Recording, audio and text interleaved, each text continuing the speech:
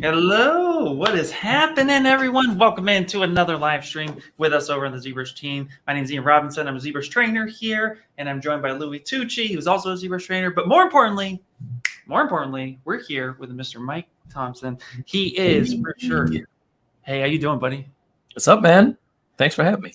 Of Mike course. T in the house. Yes, sir. Mike T, LT, and MT come together. Finally, here we are. We in here. Absolutely.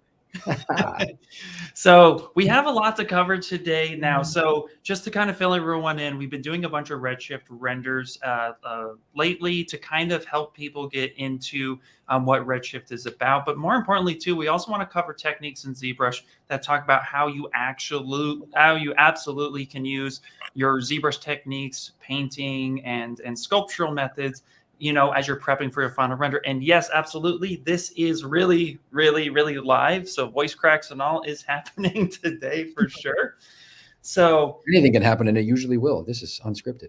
yeah, absolutely. Well, before we do that, we're gonna have Mike Thompson here, a Clio award-winning artist. He does ZBrush, he does 2D paintovers, he does a lot of stuff. He does Stylist League. Mike, you're such a busy dude. Can you please take the words out of my mouth and go ahead and tell the world, this camera, that camera, whatever camera you're in, what you're about, who you are. Tell them in, brother. Yeah, man. Well, thank you for that wonderful intro. Yeah, so I've been streaming for you guys for a minute. I think at least 2 years now. But over, I guess about 2 years ago, got together with my good friend Bradley, and we decided, you know, look, we're doing all this client work for people. We never miss a deadline for them, but when it comes to our own personal work, we don't really, you know, we look at like 70% of the way through, 80%, and then we'll lose interest or change topics or whatever, get busy, you know, life happens. So we decided to start the Stylist League, And basically, it's a community of digital artists. You know, we get together, we talk about shared interests and stories, experiences, artistic processes, and we have a show that we put on every week. It's either Friday or Saturday, and we will bring on, you know, guests. We've had some heavy hitters on our show, and this month we have Raphael Phillips, who you and Louis did an interview with Raphael for the Summit. The thing, you know, the thing. Yeah. ZBrush Summit. Summit. The ZBrush The big Summit. Summit. There it is. Okay. ZBrush Yeah. moment. Yeah. My sister dropped me on my head when I was little, so I forget words sometimes. You and me But both. yeah, so you know, it's dope. It's, you know, we have a Discord. We sculpt stuff. We have a different topic every month, and we're on Spawn this month. So we just started. Hey, let me ask you a question right out of the gate about that. Sure. People are tuning in and want to know more. How does a person get invited onto that? Oh, well, listen, man, if you are interested, I think you don't have to say another word. I was just asking for a friend, you know. Oh, well, then, you know, we'll vet them. I'll send it to Bradley. We'll vet the person. His people being there. Exactly. Yeah. Exactly. I got it open. That was like, you just opened the Pandora's box. You said, what? Nice. Yeah. Well, I definitely shared the links. I shared your Instagram for Stylist League as well as YouTube. People can check that out. So if you have any other links too, Mike, feel free to chuck at me and I'll make sure that the chat gets it. But without further ado, so let's get into the meat and potatoes of the stream today too, which is talking about your sculpting techniques and your painting techniques in ZBrush as you prep for a Redshift render. More specifically, we will be covering some subsurface scatter techniques just to kind of, or just more of like information about how you can actually approach subsurface scatter and kind of demystify some of those sliders that are in there. And so without further ado, Mike, let's go ahead and have you take the. Hey, before you guys get started, you said something about some meat and potatoes. Is there going to be a vegetarian option in this program? Oh, absolutely. Yeah. We'll get some portobello mushrooms in there too. Don't worry. I got you. Let's see. Let me just swap my screen over here. So you guys saw when we were you know, waiting to go on, you saw the cap renders. That was all done in Redshift. So I've been playing around with Redshift for a little while, and it took a little getting used to, you know, like anything else that's new. But I got some pretty good results. So I'm going to switch over to my Photoshop screen here and pull up the ones that we had on earlier. No worries. Look at that transition, man. That transition is amazing.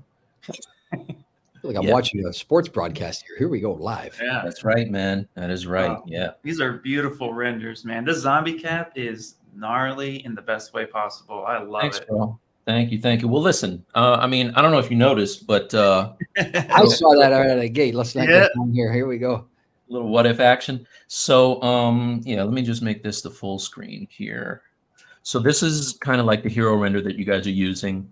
What I ended up finding with Redshift was I really had to massage the material to get what I wanted. But for him, not only did I want the subsurface scattering, but I also wanted the kind of gnarled parts of his face and everything to look really meaty.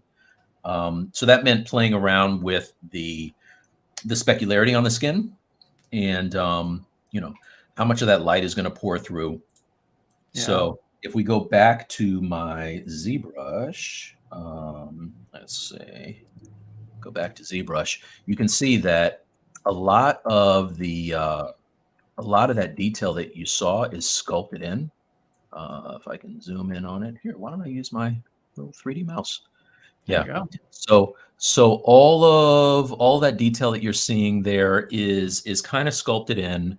On the leather on his helmet and their cowl, whatever, the baby birds and all that, that's all sculpted there. So it shows up even better. What I found is having the actual, you know, the sculpt support the poly painting is only going to make the material look even more believable. So I actually did some renders last night, and when I say last night, I mean like late last night. You might even call that this morning. Exactly. burning the candle on both sides. You ever get that Yes, feeling when you're out all night, you know, you're roaming the streets and then you see the local barber and he's picking up his bread for the morning. You feel like a louse because you haven't been home yet. And he knows you haven't been home. You're wearing club clothes. Let's see. All right, so let me turn this one on. Let me turn this one on, and let me turn this one on. All right, so I got this Hulk that I started a long time ago. I don't even want to talk about how long I started this thing, but I was like, all right, let me play around and see what I can get as far as some decent skin texture. And what you're looking at here, if you guys are new to Redshift or ZBrush or even rendering in general, the one on the left is just simply flooded with green, right? There's no poly painting involved, but the material is dialed in. So this is the same material that you see in the one that's all the way to the right, but the difference you're getting there is clearly, you know, that's the poly paint. So if we look down at his foot, for example, just zoom in here, like there's some nice stuff going on here, right? I really kind of went back and forth until I found something that didn't feel waxy, you know, but it still kind of felt like there was a translucency to it. And you can see that that is the material. This is the poly paint. And here's what happens when you combine the two. And the lighting scheme on all three of these is pretty much the same. Right. And just to be sure, Mike Thompson, here we go. The middle one is the one that we're looking at as the final situation. The middle one is basically a BPR. It's just like filled with a basic material. Right. And that's it. Yeah. So this is all poly painted.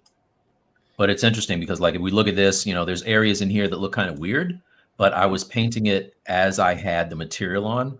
And then if we look at it with the material, it's you know, kind of better.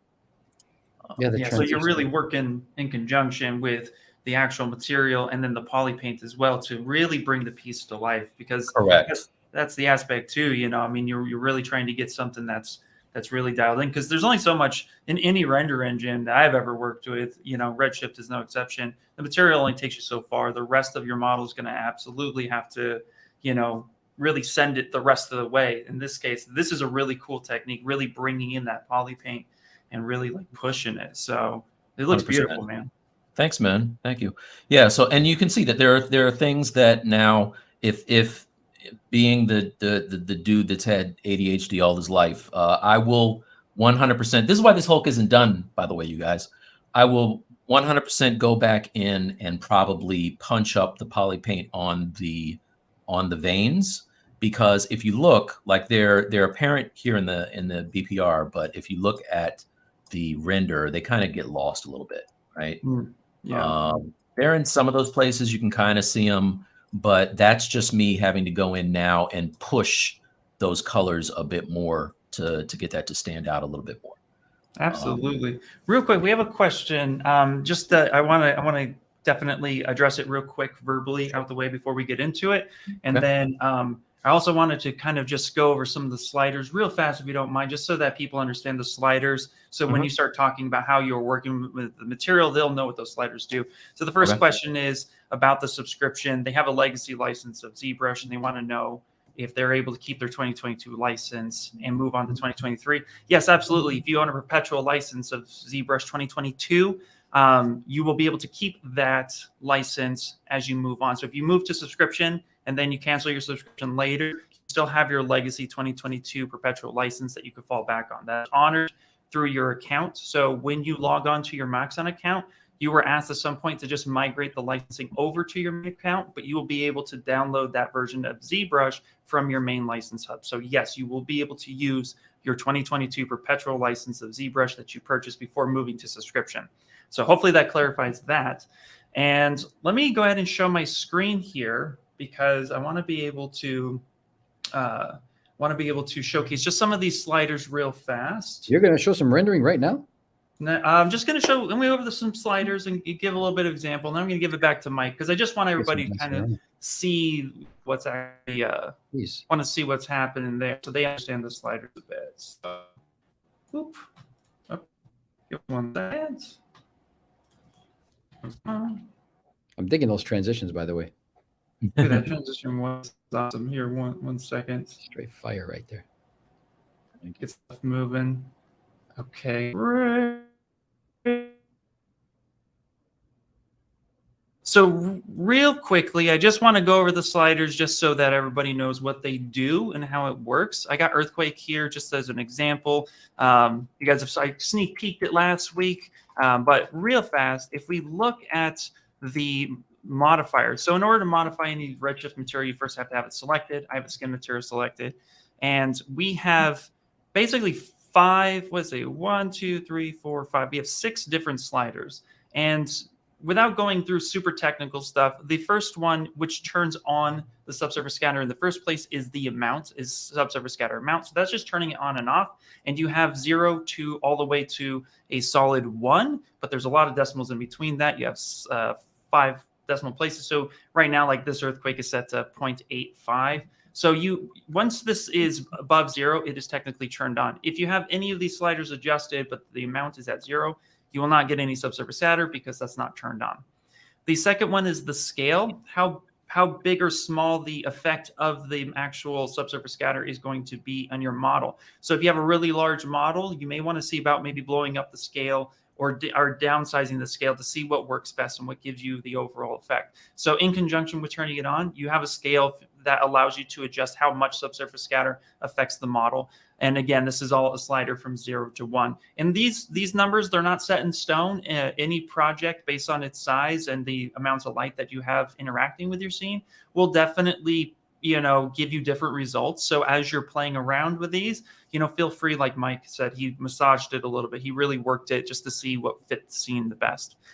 Then you have your subsurface scatter phase. That is actually a slider where you can push subsurface scatter further or closer to the surface. So if you move the slider to the right, so positively from 0 to 1, that's actually going to push the subsurface scatter to the actual surface of like the skin, closer to the surface. If you push it negatively, it's actually going to kind of push it inwards and giving you more of a denser feel. So those are ways that you could play with that. You have samples, which you don't really need to mess with this one too much. This is just how much at render time, how many samples per pixels you're getting. And then subsurface scatter, all subtools. This is on or off. This basically means that the subsurface scatter, as it's being affected with the main material, could affect other materials as well. So if you don't want any like subsurface scatter happening on your, let's say, leather, but you have your skin next to it, you could see a little bit of an effect happening between all the subtools that is interacting with. So you can go ahead and kind of turn that off if you don't want it, turn it on, of course, if you do. And then you have your subsurface scatter mode. 0 is like the weakest mode. It's just a generalization of what it could be, but it's not really like realistic. And then you have mode 1, which is more realistic, but it's still not quite, like maybe it's a little bit more jelly, I would say, let's give it a kind of a technical term. And then you have mode 2, which is like if you want realistic skin, this is the approach you take. You put it on. Hold on a second. You're saying lot. Jelly is it's a more technical term. Yeah, there you go. Yeah, it's technical for me. Come on. You're looking at people searching in documentation for something called I'm on jelly. Dr. Science. Is that a J or a G? I don't want to bore anybody with mumbo jumbo. Now, basically, just again, like it's not. They're just different algorithms. 2 being the most realistic, 0 being the least realistic, and anything between. I would actually use subsurface scatter mode 1 if I was doing stylized characters.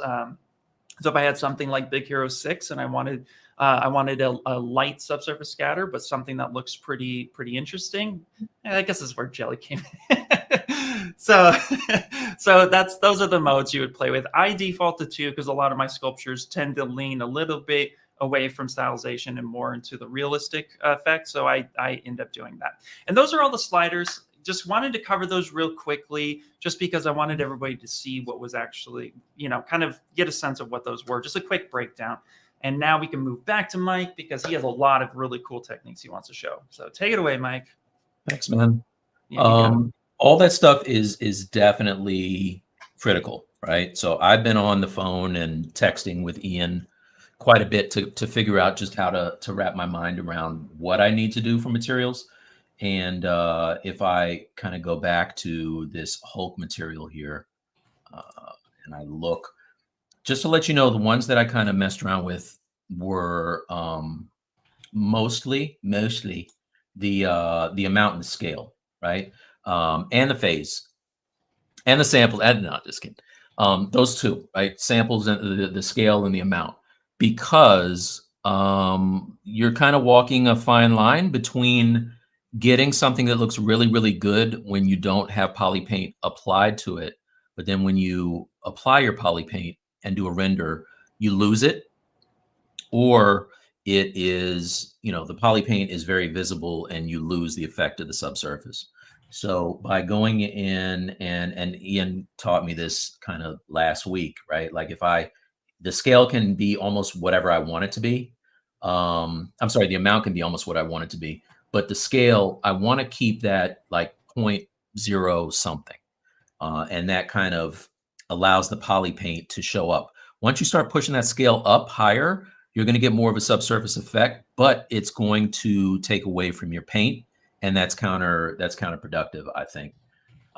Phase also, same deal. I found like last night, 2:45 in the morning. I'm not going to say how late I was working on this, but when I was messing around with the Hulk and I was playing with the phase to just dial it in, I found that the higher I push the phase, you know, the more it brings that subsurface to the surface and makes it more pronounced. But then it's a very, like, you're walking a tightrope, because you do too much and it turns into a wax candle or jelly, as Ian said. That's the scientific word for it. But it's like box and jelly. Yeah, exactly. But you do too. I would have said gummy, but I'll take jelly. But yeah, you do too little, and it's like you might as well not have it turned on. So those were the things I was messing around with, in addition to figuring out how much of a specularity that I wanted on the surface. So so that's where that comes into play with that Hulk that I had. And if we go back to Photoshop really quickly, let's see, do I have? Is it wrong that every time I see this, now I'm going to think of Beyonce? Exactly. Let's see. All right. So I did a couple of renders here. Turn this on, and I have to say, man, while you're pulling those up, I always really loved the look of just amazing subsurface scatter. Seeing that light coming through any model, it like really separates the the foreground, the background, and really brings your character to life. I always find that, like, when your character seems, just kind of cold or monotone, it just like it's lackluster, right? But then just sometimes subsurface scatters, boom, makes everything look alive. It's so cool. It's true. And again, so I want to be like 100% transparent with this. You see what I did there, Louis? But I'm yeah. So I like with there's a lot of variables that are going to add to the success of your render, and another one is your HDR, because anybody that's ever used anything, any render engine that has HDRs, not only do you have to pick a really good one, and the one that works for one image may not work for another one. It takes different strokes.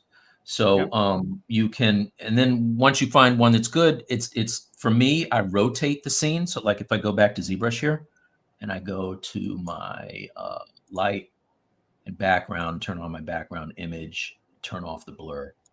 For this one, if I look at the longitude, that's rotating around this, this image that I have here. And I usually do maybe 20% at a time. First, I'll do it in the positive direction, then I'll do it in the negative direction until I find something that looks really good with my lights off, right? So this, I was telling Ian before, like this technique that I use is kind of the same one that I used to use back in the old days when we were using, the key shot or whatever. So turn off my lights, find a good BPR, set up the lighting with only the, not BPR, sorry, HDR, set up the lighting so that I get a really compelling kind of a shadow and highlight side with only that. And then I'll bring in one of these extra lights, so like a rim or something like that, which will now give me a nice bounce light on the side. And all of this stuff, just so you know, like if you don't know who I am, I've been an illustrator for more than 25 years. And when I first turned to ZBrush, it was because I was working on G.I. Joe characters and like these DC Infinite Universe box art pieces. And I had to do all these guys, but, you know, I didn't know how the light kind of wrapped around all their gear and the clothes and all that. So I was like, I need a way to figure out how to comp something together and then throw a light source in it, get a good enough render that I can see what I can paint, right? And then I would go into Painter or Corel Painter or Photoshop, whatever, and paint that up. So that's when I started using ZBrush. Lo and behold, I enjoyed sculpting so much that I was like, oh man, okay, I want to sculpt stuff too. Isn't that amazing? Like, it's fun. Yeah, you're coming from 2D background. Like I dabbled a little bit myself, but I always found 3D to be so unique. And it's so cool to see somebody of your caliber coming in with a heavy, extensive illustration background and then adopting 3D in the insane way that you have. It's amazing. Thank you, man. Thank you. Yeah. So it's been invaluable, right? Like it's just a tool that I would not have been able to make it without it. I don't know what I just did there, but anyway, yeah, once I have those lights set up and I get, let me get out of here, go back to this thing, and I get something I like, then I move on to the poly painting. So piece that I worked on a while ago in Stylist League was this Judge Dredd versus Judge Death piece. So good. And I just kind of blocked in the colors. So I was like, you know what? It would look really cool now if I did a you know, made a nice Redshift render. So there's only like a couple of pieces here where I actually went in and got some good poly painting going on. I think this kind of bat thing on his arm is one of them. But the rest of it is just pretty much just blocks of color. So what I'm going to do, if you guys will indulge me, is I'm just going to do some poly painting. Please, of this. Are you kidding? By all means. Yeah, absolutely. Cool. And I'll tell you too, like, as I said, you know, since I was a kid, I've been a painter, so that it kind of helps now to translate that into ZBrush. And part of the reason, not to be a commercial or anything, but part of the reason why I love working in ZBrush as opposed to other packages is I'm not a 3D person. You know, I'm not very good when it comes to traditional box modeling or even good at all. So having things like ZModeler and being able to render right inside of the package allows me to get comps out to clients really quickly. So I was telling Ian the other day, I did a turnaround for a client the other day, and I did it with a BPR. First, I showed them the Redshift of it, and then I was like, okay, well, let me make this minor change. I did a BPR, and they were like, yeah, you got to do that in Redshift. The client doesn't even understand this. Oh, yeah, that was like, man, look at that! Like immediately, like that happened. For me, that's so comforting, because that was, you know, again, a lot of what we've been doing, especially with this update, is speeding up workflow improvement, right? Trying to get artists to be more creative and get their stuff out quicker, even if it's just an iteration. So it's really cool that helped you out. Absolutely. Yeah. And another thing for me too is I'm not a big, like I have dirty UVs. I can't wait. Like, so we did an interview with Raphael, like Louis will love this. And one of the things that he talked about is doing these like dirty UVs or trash UVs.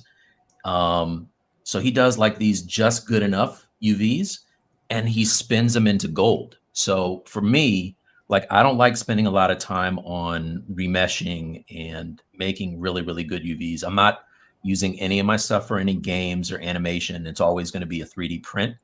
And then I'll, you know, turn it into a statue.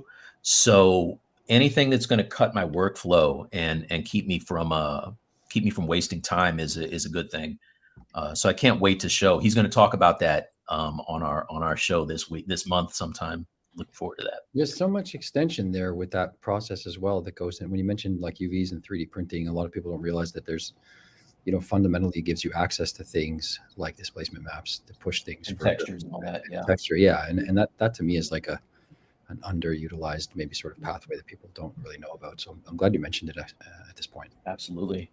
I'll tell you what, I would not mess with them at all if I didn't use them for textures, and the textures look so good that the fact now that we can do things like mark seams with you know, with the new features in 2023, and lay out just the UVs a little cleaner. And like I kind of do a Pavlovich thing where after I you know, flatten my UVs, I'll use the gizmo to align them. And like Daniel Bell showed this really dope technique to make sure that everything is facing the right way. So just, you know, gems. Yeah, painting the directions on there. We had that featured at the ZBrush Summit as well. That's where I learned it. Yeah, Yes, that sir. was great. That was a really, really influential sort of workflow, and I'm sure we'll see more of it.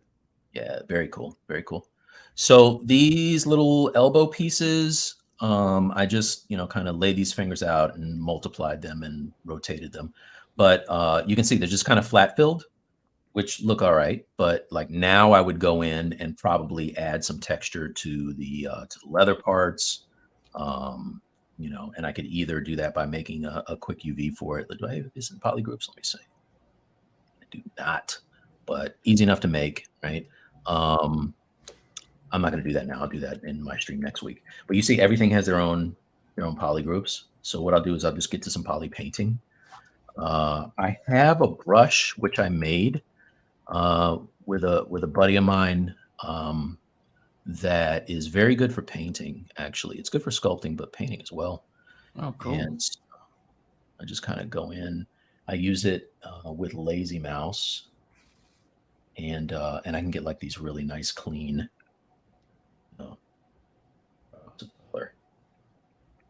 Wow. Yeah. You know, so let's just size this down a bit. Maybe turn down the opacity a little bit. Yeah, that Lazy Mouse with that cranked up a little bit is so it's so useful, man. I mean, I love it. These people could drink all the coffee they want. I do. I got you covered. I know I don't, and I still jitter. But Yeah, with that, I'm a man saved. Found my salvation. Got my gallon right here. So, yeah, for me, what I'll usually do is just kind of block in the these areas. Now, let's do something. I'm gonna undo this real quick. Ian showed me something that was kind of dope. Another feature. This is like ZBrush is one of those things, much like Photoshop, where you can use it for years and years and not know everything that it does. So what I'm gonna do here is zoom out. Let's see. Zoom out. Go to Z plugin and go to AO. Towards the top a little bit more, above bevel. Oh, ambient occlusion. All right. So now if I hit compute, what that's going to do is use my lighting and go and find those shadows for me. And I can play with, you know, the amount, but you can see already, like there's my shadow. So last night, what I was doing is if I wanted more, I would either play with those sliders or I would just go to my masking adjustments and do things like, you know, boost the mask, you know, and maybe sharpen it a little bit or something like that, right? Which is kind of cool. And then I don't have to go in and paint all of those little areas if I want to.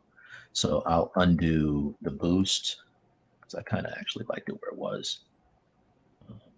Yep, and to lean in on that for those of you who don't know, that ambient occlusion Z plugin is actually providing you a mask that you can, like Mike is doing right now, is actually manipulative. So you make that mask and then you can invert it, you can paint with it, you can fill colors, blur it out, lots of little cool stuff.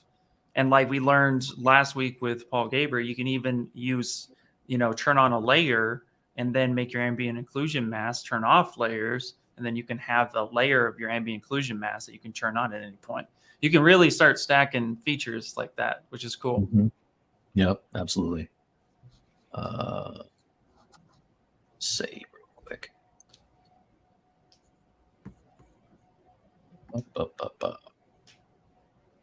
Oh yeah, autosave. Further away. So the autosave is a double-edged blade. Like I love to complain about how I was like, oh man, I was just in the flow and autosave came on, but I literally will not save for hours if it doesn't come on. So Hey, listen, don't you know what I mean? Don't look a gift horse in the mouth. You can thank my pain personally for that feature. There's nothing like having a deadline for something and having something happen, and then coming into the office the next day and saying, "Why don't we have an autosave feature?" And the team says, "Well, why didn't you ask for it earlier?" And then all of a sudden, by noon, we have an autosave, and there's your quick save. Nice. That's the history of quick save in a nutshell. My tears were for you, Mike T. My tears were for you. Hey, listen, man. It saved my behind on more than one case, so I'm not mad at it at all. No, I'm glad you're using it. Very cool. Very cool. So how long does it take you to paint something like this? You know, this big piece. So like when you just go nuts and lose track of time like I do? Yeah, once I kind of figure out what I want to do, then it's good to go. Like it's always kind of doing it in front of people is difficult. I think that doing all the streams for you guys kind of prepared me for even having a show like Stylist League, because I don't like, by and large, like I don't like working in front of people because it looks like garbage till it doesn't. You know what I mean? Yeah. The good thing is I'm not the only one who has said that, so I don't get embarrassed about it. But then when it starts to come together, it's pretty sweet. So listen, a quiche doesn't look too appealing before it bakes either. I mean, or after. I'm just kidding.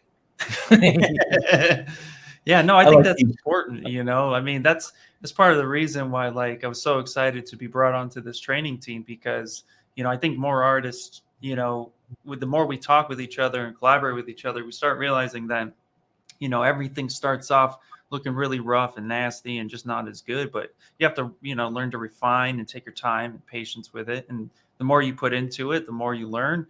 And just like anything else, eventually you just repeat those processes enough that muscle memory kicks in, and then you start knowing what tricks work and what tricks don't work. And the more you learn, it's like and for me, that's what like being a professional really like starts separating themselves, because they start learning the things that do and don't work. They failed a lot, and then they're like, you know what, that never worked for me. I'm never going to use that technique again. I'm going to do the thing that worked, that got the results. And that's just experience and time. And it's really awesome to be able to share those experiences, because it encourages more artists to feel free to fail in order to succeed in the long run. Absolutely.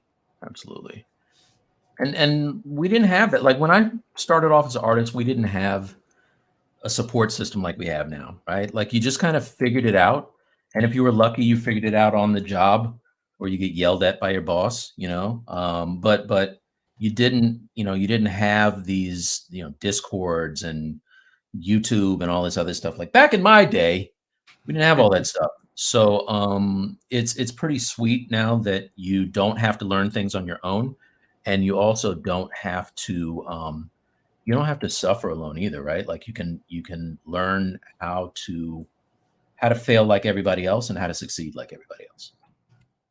Yep, exactly.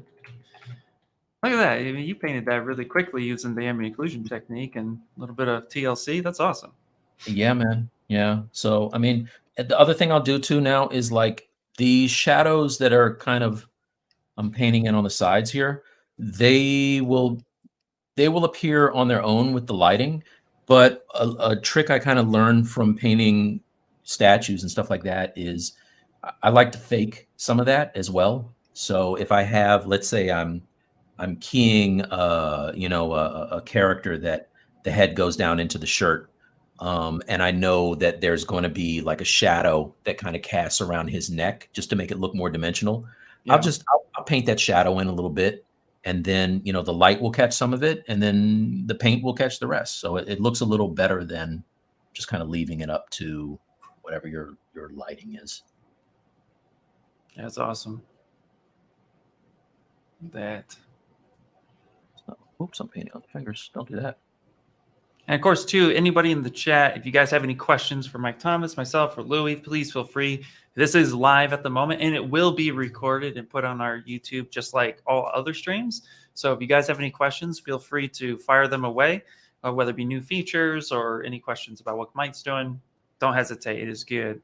Yeah, and if anybody wants to know, like, you guys kind of label this as the AO, or not AO, the SSS stream, I had some hurdles that I had to overcome to figure stuff out. So if anybody has any questions about anything that, you know, that isn't working for you, maybe between Ian and Louis and myself, we can answer those too. What happened to Paul? Wasn't Paul supposed to be here? No, Paul. No, not today. Paul's next week. Okay.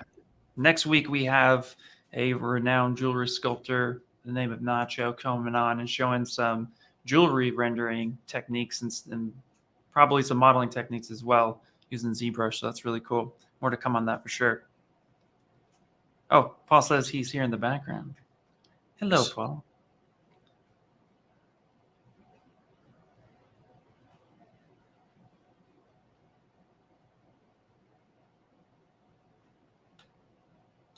Cool. A lot of times I'll lay down colors too, kind of stronger than I want, and then I can flood the whatever the thing is with a solid color and unify those. I have some old ZBrush lives where I did a bishop poly paint, and I showed that off. You guys want to go dig in the crates a little bit? We got Nathan Loff in the comments wants to know where can I get one of those sweet lids? I think he's referring to your hat. Well, you know what? If you go to stylistleague.com, we have a store. We have some gear, hoodies, hats. There you go. Gloves. Thank you, by the way. Yeah. On Internal Games, there's a question too. I was wondering, was there no rotation option in the geometry tab? They're in size or position of rotation. Just wanted to clarify, are you talking about HDR? Or are you talking about in ZBrush in general? Because Mike has a custom UI that's going on, but if you're asking for like the rotation scale and size buttons at the top left-hand side of a default option, there is your rotation scale and move options. And you can also do W, E, R, or Q for all of those in conjunction with the gizmo. Oh, yeah, it's also A-Cube. A-Cube is here. A-Cube says, hi, what's up, everybody? A-Cube, say hi to A-Cube. She's also one of our ZBrush Live artists and also just an amazing person, artist. Say hi to her. High five. Just have to. She was one of our first guests on the show. Yes, also. That's right. She jumped on Stylist League. That's awesome. Yeah, man. Smoke Bradley and I, by the way, not nice at all. No, she's fast. She's fast. Yeah. I'll when she streams, I'll be in the I'll be in the chat saying hi and stuff like that. I'll look down, I'll look back up, and she has something like, how'd you do that? Yeah, that's crazy. Plus, I love how. Okay. Yeah. No, go ahead, man. No, I was gonna say I love how she'll take something and almost like break the geometry and then find the forms. Pretty dope. Yeah. Stretch it out and beyond belief and then turn it into something is pretty dope. Cool. Well, we have a question from Dope Pope. What's up? Do you create UVs for every subtool or combine them first, before, and after posing? I only create UVs when I need to add textures. So for the organic stuff, unless I'm gonna do, even for the skin, I really kind of just can do it. But when it comes to like clothing and things like that, I make it as needed. Dope Pope, if you don't know, is like the most amazing Godzilla and King of Monsters sculptor that I've ever seen, by the way. If you don't know, you better ask somebody. Everybody will follow him too. So we have another question as well from a Nathan. I would be interested to hear you talk more about approaching poly paint from your background in illustration. Seems like the ZBrush controls for them and the coloring, they feel it's a little limited, but open the door, Mike. How does that work for you with your background illustration coloring? So it's interesting because for me, I actually enjoy the process a bit more than maybe other applications that give you more control and options and things like that. I know that, you know, there's some other stuff that you can use as well, but I love to do everything as much at least as I can in ZBrush. So, you know, this painting and just kind of rotating around, this to me doesn't even feel like, I think part of the reason why I came to ZBrush is that it doesn't feel like I'm working in a 3D space, right? Like I'm rotating around the thing, but I'm pretty much doing what I would do in Photoshop or Painter or something like that, just on a tool. So I like it. Yeah, nice. There's also too there's a lot of options as well with your poly paint. Something that I love to do, so a little gem, is if you go on under the tool menu and go under poly paint, you have an adjust feature. And so if you poly painted something and you're working it, and it's just like any painting technique, when you're painting. I like to paint what I call layers. Like I paint my base coat and then I come in with a darker tone or a lighter tone. And I like to just paint on top until I get something I like. But sometimes we come back to our projects and it's like, well, I want it to be a little bit vibrant or a little bit more darker. So if you go into the tool menu, poly paint, and underneath that hit adjust, you can actually adjust all your colors and you have full RGB, HSV control as well as gamma control. So you can start really controlling the different colors and overall look. You can also mask by poly paint, which is really a great feature. So if you want to be able to, maybe soften a transition between one color to another, you can actually go in through the mask options, which is also on the tool menu, and mask by poly paint and select very specific poly paints. So there's a lot more control in those areas as well that I definitely encourage you to explore as an artist. But great question. Nice. Cool.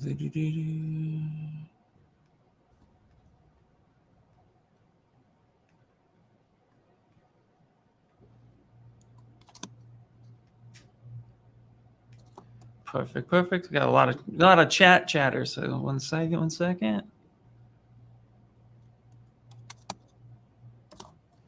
Very cool, dude. You're painting like a madman. I love it. It's awesome. But what's so important too is that you used you spent the time painting, and then it really shined through on the actual render, which is so cool. Thanks, man. Yeah, it just I've tried to use Subsurface before, and even some other like, what is it, emission and things like that. And if you don't have anything really laid down, it doesn't look that exciting to me, you know. Yeah. So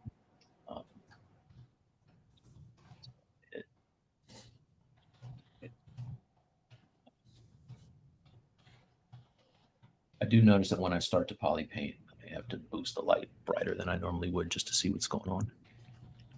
Hey, listen, I want to address the elephant in the room, which is I want to give you a nod as well as an artist and an illustrator and sculptor.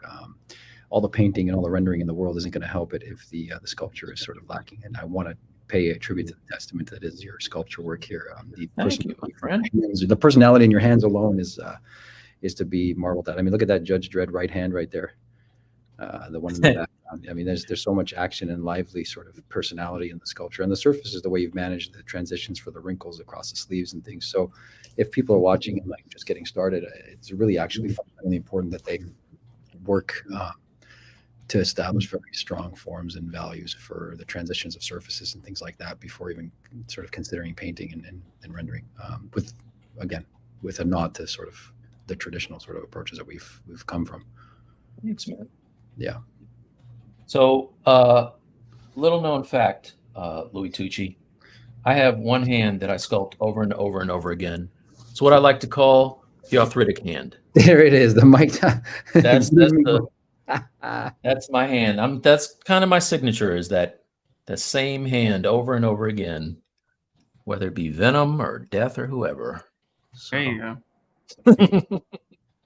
That's a generational thing, perhaps. We grew up with that kind of. Yes, sir. Like this, right? We know who did that. On the coming at you like this. Mm-hmm. Fred G. Sanford hand, I like to call it.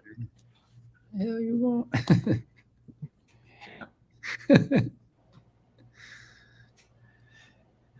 Oh, Mike, here's a good question for you too from Henry. Is it possible to draw stitching on, say, a sneaker, for example? Could use the stitchings, have polygroups, and draw them out like sneaker and geo. Like, how would you go about stitches? Because we saw in that zombie cap render, you had some stitches all over the place. Totally. Let's see. Let's go back to the zombie cap frame. Oops, that's not it. This one frame. Yeah. All right. So what I tend to do for stitching is I do make polygroups. Zoom in a little bit on this guy.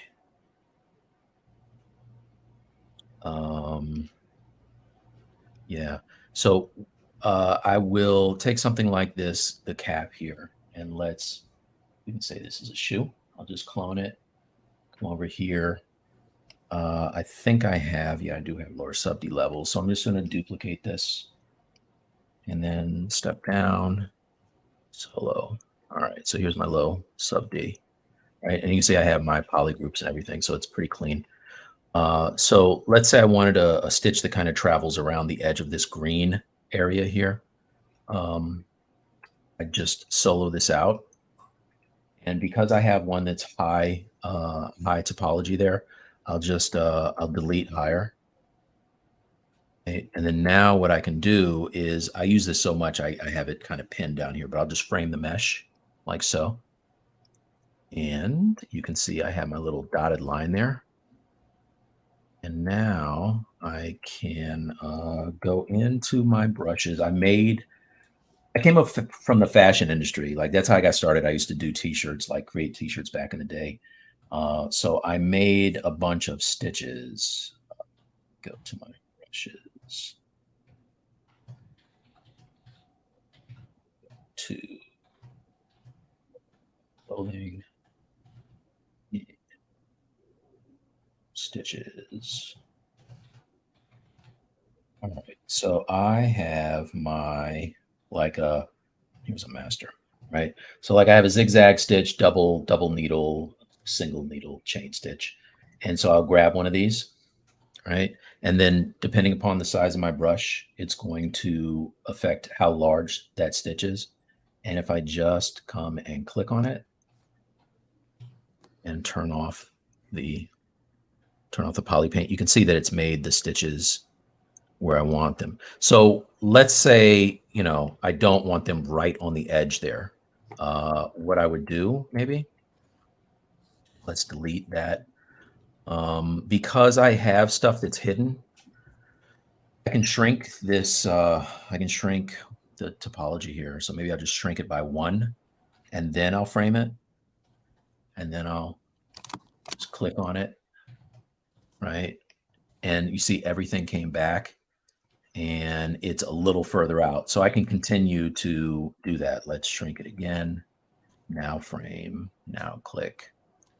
Okay. So maybe this is kind of more what I want. And you can see in some places it gets a little weird sometimes because my topology isn't perfect, but that's as easy as just kind of grabbing that, that stitch and moving it over, whatever.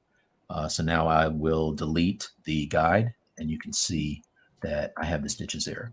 So this is how I make stitches for shoes and, gear and everything. Over here, it got crazy. So maybe rather than using the existing topology, I would just kind of draw out a mask and then polygroup that and then polish by feature. So let me just show you that real quick. Let's undo that. Pro tip too, after you make these stitches, split unmasked. So then that way you can get them because you have like a million little stitches here, which is kind of crazy. So there's that. But like, let's say I want this ear and I want it to be clean. I can come over here. Let's maybe, I can do it this way, right? I'll just go over to my mask lasso. Okay. This just kind of mask area that I want. Doesn't have to be perfect. And then I will group that. And it looks like crazy right now, right? It's okay. So Also, I don't want that back part, so let me undo that, get rid of that back part. I have that. So hide the green. One way to do this without tearing up the topology that's around it is making an edge loop first. So first, let me let it do its autosave thing. Wait, I got to do the autosave. Reminds me of that scene from The Matrix. He's out doing his Superman thing. Oh, I love that. Yeah.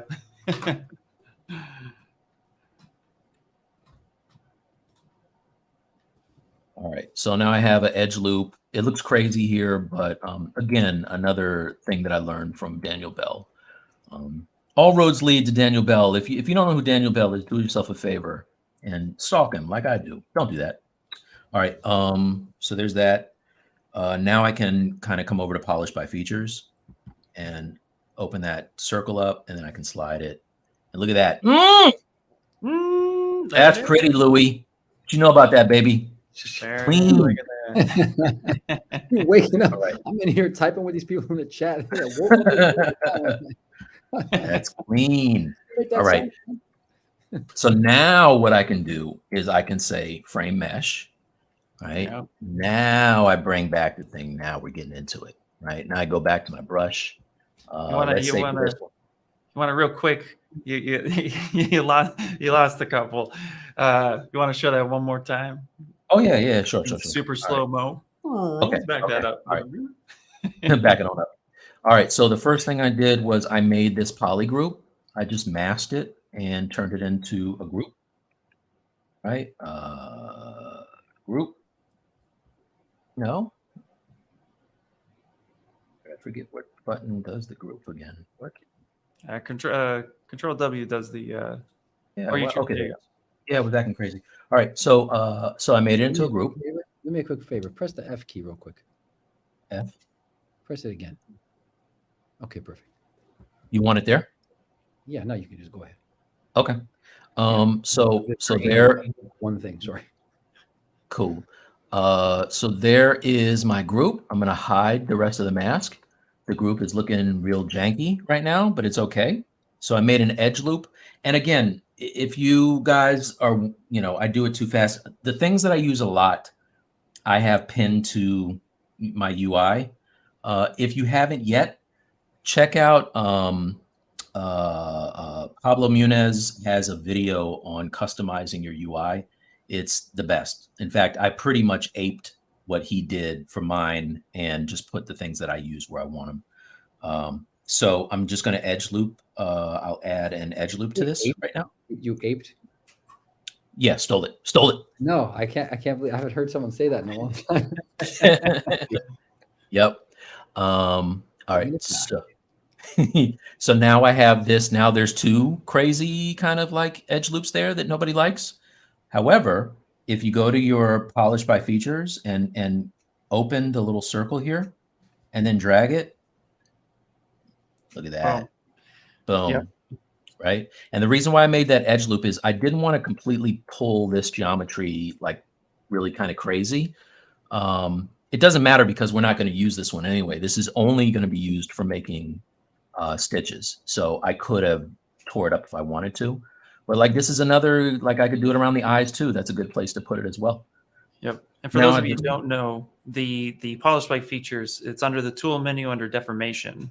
And then that little bubble, it's right towards you look at the slider, the top right of the slider, little bubble. It's usually closed. You open that up, and that's just a powerful, real quick. I'm not going down the rabbit hole of it being Polish with the capital P because it will be here all day. That's true. So now that's done, and I will just say frame mesh. Now I have my frame again. Yeah. And then I just click on my stitches, and look where they are. They're kind of nice there. So what I would do is split hidden, or split unmasked. Sorry, like that. Mm-hmm. Let's turn off this mask and go back to the other one. Turn that one on, and then let's turn off solo, and you can see all the stitches that I have here. So you might be asking yourself, hey, Mike, why do you have two sets of stitches here? One of them I really don't care about. right? So what I can do is I can click on this, come over here. I can isolate these. Why does that look like that? Is that because there's Boolean turned on? Hold on a second. That looks crazy. And while you're doing that, the main difference between an open and closed circle, the easiest way to explain it is think of them as a different algorithm. One performs slightly different. So in this case, a closed circle gives you a more subtle polish by features, and then the open circle is like a very heavy polish by features.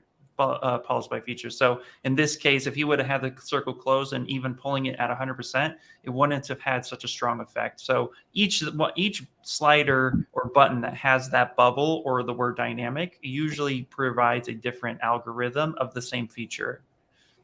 Yeah, most typically just think of it being more intense, the impact of it on the surface or on the asset just being intensified. Maybe see something. Maybe there's noise applied to this. I bet you that's what it is. Cool, man. Surface. Yeah, that's why. Aha. Ian. Yeah, you got it. Try to tell me that's not noise. It is noise. All right. So I'm just here for the laughs. I mean, I'm not going to interfere with this show. I mean, throw all the blames at me. Throw all the blame. Having fun. I'm just like, I'm looking at the chat here. This is incredible. I'm the punching bag right here, just right at the Z. Okay, right at the Z. I want to stop for a second here, though. In all seriousness, Marcio Ferreira is asking a very important question. He says, do you start with a neutral pose or do you like to work in a dynamic pose? I think I know the answer to this, but I'm going to let you take it away, Mike T from LT. You do know I don't like symmetry, so I get out of symmetry as soon as possible and try to figure out my pose because it helps me get a better sense of the piece. There's so much value in that. The dynamic aspects of the muscles in contraction and extension, the volumes, the value of the way that the shapes are being formed. There's a natural language that's going to happen to answer the question even more, to compound it and really beat the horse to death. There's so much more happening there. If you start, you can definitely start in a static pose, but I think to your point, like if it's an exaggerated pose for all the years that I've been a professor and teacher, if it's a grossly exaggerated pose like a Spider-Man or some of this Judge Dredd stuff you were showing, then probably it's best to start in in a non-symmetrical pose to address the issues with the musculature. Definitely. Major points of contraction and extension. So that's the big answer right there for Marcio Ferreira. Hope you're doing good. That's the very smart and well thought out answer for my I don't like it. Yep, there you go. I'm giving you not just a pretty face here, gorillas. Here we go. I'm giving you the McDonald's version. Louis giving you Ruth Chris. Yeah. Speaking of Ruth Chris, I need to plug this laptop in. It's going to die. Give me a second. Yeah, go ahead, Louis.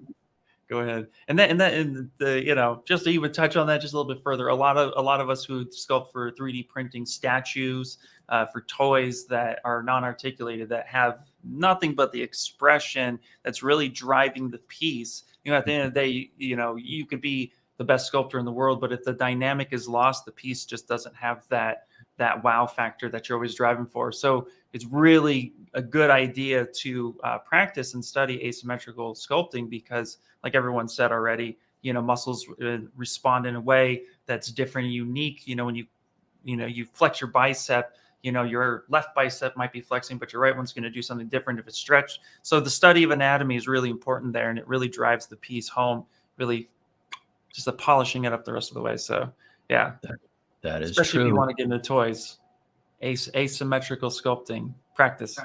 That is absolutely true. So I want to show you guys something that before I got it into the pose, I had no idea what it was going to look like. And then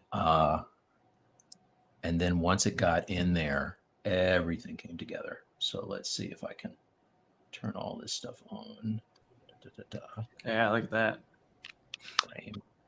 I think there's value in that, Mike Thompson. I think there's value in that, not knowing, like in a way, almost kind of like stumbling forward without getting too crazy. Let's not get offside. I mean, there is some value to have it not be so contrived and then explore certain things. But do you ever use like a thumbnail sketch? Because most of the stuff that I do is like thumbnail based. I'll be like, okay, let me figure this out first on paper real quick. Yeah. Oh, yeah. Yeah. I mean, so that's the process for me anyway, right? Because like I used to have to do these really clean line drawings, and I've done that a lot. In fact, I got kind of yelled at on a stream for Corel one time because I had my drawing and then I went right into the paint, and people were asking me, "Hey, why aren't you drawing? Do you know how to draw?" I'm like, "Dude, I've drawn for 30 years. Like, I don't want to. Do you want to watch me draw? Or you want to watch me paint?"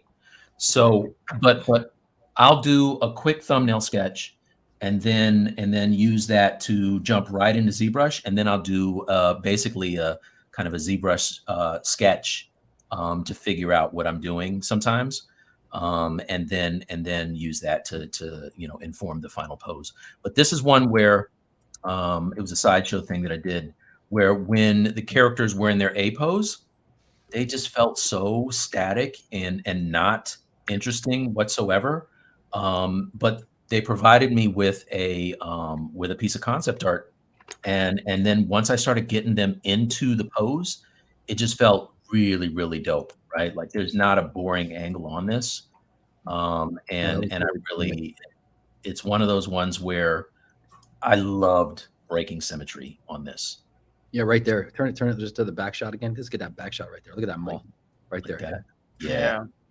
Yeah. And think about that, like in 360 degrees, that's not even the focal point, but it just, again, speaks to your talent to be able to sort of have that intention, even right, like, at that angle where it's like the process of sculpture is like a 360 degree sort of visceral experience of the whole. Yeah. Yeah. I like to kind of consider it like a Rubik's Cube, it's easy to get one side that looks great. But then, if you can get them all, it just feels so much more interesting, I think. For me, like the guilty pleasure would come from like what we're talking about is the extension of even just the most rudimentary like thumbnail design. I'll even hold it up. All I do is like sketch these doodles in the background while we're in meetings. And I'm not doing that now, obviously. But I think there's like this unequivocal like beauty to some of those things that are done so rapidly. And the real trick actually for all the people watching around the world is like trying to capture yes, Mike is a beast. I'm trying to capture the wild nature of that original like thumbnail sketch in the space of the 3D sculpt. Like that is if you're wondering like what makes people tick like at this level, I think it's fair to say at this point we can speak with each other openly as contemporaries. Like the capturing of that visceral nature of that initial like pen sketch is like the most challenging thing that you might actually embark on. And if you're out there listening, like you think, oh, what could make me better? Chase the wildness of that original like thumbnail. And try to capture that in the sculpture. That to me is like unattainable. Like this, I feel like the Silver Surfer looking for like a planet, Nice. Absolutely. It's true. Mike, did you? These pieces are beautiful, man. I mean, have you? It's been awesome to even just work with you these last couple of weeks and really like dive in deep with rendering and having these pieces come to life. So definitely excited to have you come on and showcase this stuff. And it's so important to really think about the end game of your piece, as an artist, and then start, like you've been doing with this poly painting, and really just kind of seeing how it's working within this new engine and kind of, giving it a go, and then finding out what techniques work and don't. And so it's invaluable to have you on here today and sharing those information. So thank you so much, dude. Thanks for having me, man. Like really, I love coming on here. I'm a fan of all you guys and also the the product in general, right? Like it's funny because I use Corel Painter, Photoshop, and ZBrush, and I'm in them all the time. So I spent so many hours in this, and I love being able to keep learning new stuff, man, and pass it on to cats. And if you like that, check out the Stylist League Friday nights. Absolutely. YouTube.com/Stylist League. Yep. All right. Before we go, real quick, we had a question that did come in about gizmo rotation and stuff, and I said in the chat that I'd actually just show it real fast. So I'm going to steal the screen from you real quick, Mike, just so I can go ahead and. We're going already. Just giving this question a vibe, and then we're gonna come back in and see if there's anything else Mike wanted to really dive into. But real fast, let's go into this. We're having fun, I guess. Yeah, that's what happens, man. So we had a question about rotation with the object and an object in space. I'm just gonna solo this. I'm gonna solo out the body real fast, something like this. Here we go. So when I mentioned in the chat about gizmo rotation, at the very top in the default UI, we have our edit and draw, but then you have move, scale, and rotate. What's really cool about ZBrush, what separates us from everyone else, is the fact that with your gizmo here, all of that is active at the same time. So yes, you could come up here and say, I want to scale that and then use that, which really worked back in the day when we didn't have a gizmo and we had a transpose, which if I hit Y on the keyboard, I can switch between gizmo and transpose. So this really worked in conjunction with being able to scale with the transpose tool, or rotate with the transpose tools, or move with the transpose tools, right? But now we have the gizmo. If I hit Y again, this is what's default. This is all active at the same time, so that you don't really have to come up here and select each one, or even hotkey shortcut ER, or W or Q to shut that off. So again, W activates gizmo, Q deactivates it, but E also activates gizmo because they're tied to the move, scale, and rotate. But all you need to do is just utilize that. The second thing is that when you start, I'm going to try to zoom in here just so it's a little interesting to see. But when you start rotating, you'll notice a number just at the bottom of the gizmo. And what this number is giving you on the rotation side, it's actually giving you angles or degrees. So if I wanted to snap this, right, let's say I wanted to get a 45-degree angle, right, I would hold shift, and now the number on the bottom is there's 10 degrees, 20 degrees, 35, 45. It snaps in 5-degree increments. And if I let go of shift, I can do all the way to 4 decimal points increments. So that's the number in which you would recognize as an angle. If I were to scale, since this gizmo is seeing the subtool as a value of 1, as I start to scale, you'll notice at the bottom it says 1 point and then a bunch of numbers. And so it's a factor of 1 at that point. So you're scaling up in small increments. So that's where you'd see those numbers. It's right below the gizmo. And same with moving in position. It's telling you from world center, it's telling you how much you're moving it negatively or positively, depending on where it's actually being placed. And then with some new gizmo stuff with 2023, before 2023, you could always just alt tap and have your gizmo off here in space. But now if I click shift to that gizmo, I can actually change camera perspective. So if I'm like, I need to sculpt on his bicep, but I want to get close to that, shift click face into that bicep, sculpt it. If I want to get over to his chest, alt tap, hold shift, and then press the arrow, and now I'm facing that direction. So really cool addition that's going to help, find the angle in which you want to look for. That's the back of his ear. So little stuff like that. But all of that information is built in with the gizmo. So I wanted to just cover that real quickly. And I'm going to throw it back to Mike. If there was anything else you wanted to showcase or talk about with your poly painting and Redshift, go right ahead. But, Absolutely. So I just wanted to show you guys before we get out of here what the poly paint on this guy looked like before I applied the material. I think it's important to see what we're working with here. So it looks kind of gnarly, first of all, but if it looks awesome. Thanks, man. Thanks, man. It's a face only a mother could love. That's it, man. That's it. So the baby birds got their spot and everything up there. But if we look at this is a basic material that I went and tweaked the settings on to just make it pop some more. If I go to the regular basic material, it should be a little lighter, right? Yeah. And now I want to show you what this looks like when I load the actual material that I used, because it looks crazy before you render it. Let's see. Let me pick something I don't mind losing here. And then I'm going to say load. And I'm going to say Redshift. And that's important. Everybody who's playing with materials, don't forget you could save out your materials and use them time and time again. Yeah, that is true. So I think it's this one. All right. So if we're looking at this now, you see how flat it got?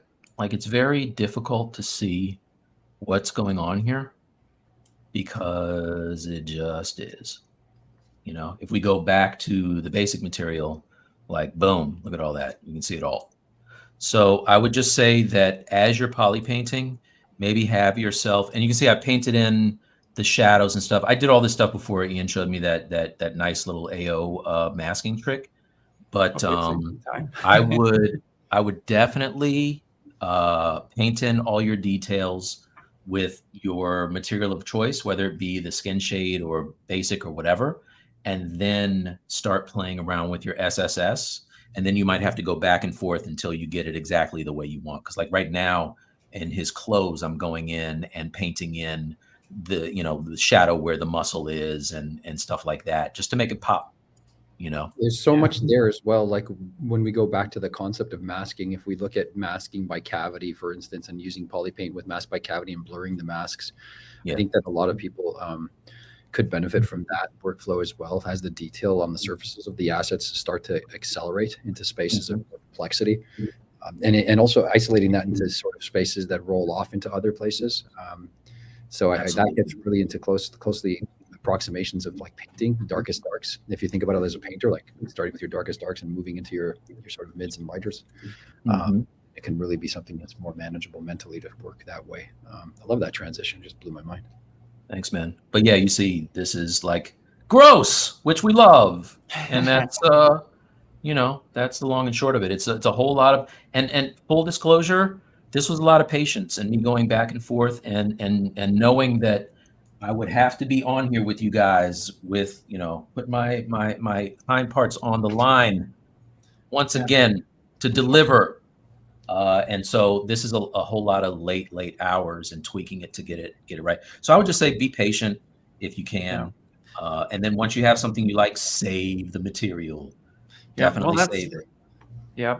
And that's why we're having these streams first, because we knew that, you know, Redshift was a different edition. We wanted to give it a good amount of attention because we understand that, you know, when we put anything new into ZBrush, the more in depth that feature, the more of a learning curve there is. And we definitely wanted to give that enough credence. So that's why these last few streams have been dedicated to showcasing the render aspect and how each artist who has adopted it has been really coming in and figuring out the aspects, you know. And like we had mentioned before on the presentation day, it's the first iteration of Redshift. We have a lot of ideas and stuff we want to try to help make things that are just, you know, amazing tools brought to artists so that artists can just get in and start dialing things in as quick as possible. So we always appreciate everyone who comes in and shows their support and love for the software, because we're artists trying to make the best software we can for everyone. So again, Mike, this is amazing. This is awesome. Dude, sick render. And thanks, bro.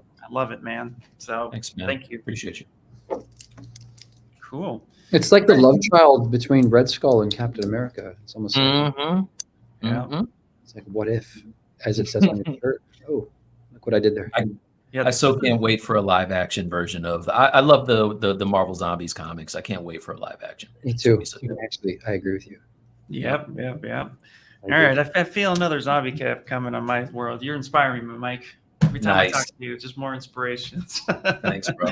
Thank you, man. Cool. All right, guys. Well, if that's going to pretty much wrap it up for today. Again, thank you to Mike Thompson and all the work that he's doing, and of course his Stylist League. And just go check out Mike. Just go check him out. Trust me, you won't be disappointed. If you like today, you're going to love tomorrow. So again, thank you so much, guys, and thank you for the questions. It's awesome. 1 second here, Ian. I want to draw attention. You guys worked so hard on preparing for this. Thank you both for the intent and the energy that you put into this presentation. A lot went on to make this seem as smooth and seamless as it has been. And I just wanted to tell you how much fun I had with both of you. So before you sign us off, Ian, just thank you both for having me here in the circumstance to be able to talk about these wonderful things that we all love so much. And take it away, Ian Robinson. Take us home and take us out. Just thank you guys, everyone. And next week we're going to have Nacho coming on, same time, same channel, 11 a.m. Pacific Standard Time. We're going to be showing Redshift and jewelry, and that's the last stream for the Redshift streams. Then after that, this time frame is my usual time where I come on and teach ZBrush and run projects. I do a lot of different pipelines and structures. I do prep a lot of my stuff for 3D printing as well. So after next week, which is the last Redshift one, I'll be back to sculpting from 10 a.m. to noon. So if you want to come in and see how I work and some of the stuff I do, and also just get, you know, your questions answered since I'm on the training team, feel free to chime in, answer those questions. And yeah, that's about it. So just thank you, everyone, again. And I would love to see you guys next week. And for that, Mike. And the jewels. I'll be back next Thursday. All right. There you go. Yes, Mike, Thursday. Are you Right, streaming, right. Mike? Are you streaming bi-weekly or are you streaming weekly? What's your schedule? It's mostly bi-weekly. Ah. This month is crazy. Yeah. I'll be back, and you know, I'm gonna be bringing Bradley with me. So for all the people who are like, "Hey, you missed my question in the chat," Bradley will be on with me, and he'll be kind of fielding the chat and feeding them to me, and I'll make sure I don't miss anything. Perfect. That's going to be awesome, man. Cool. Thanks, man. All right, guys. Have a great one, and we'll see you all later. Happy ZBrushing. See you guys.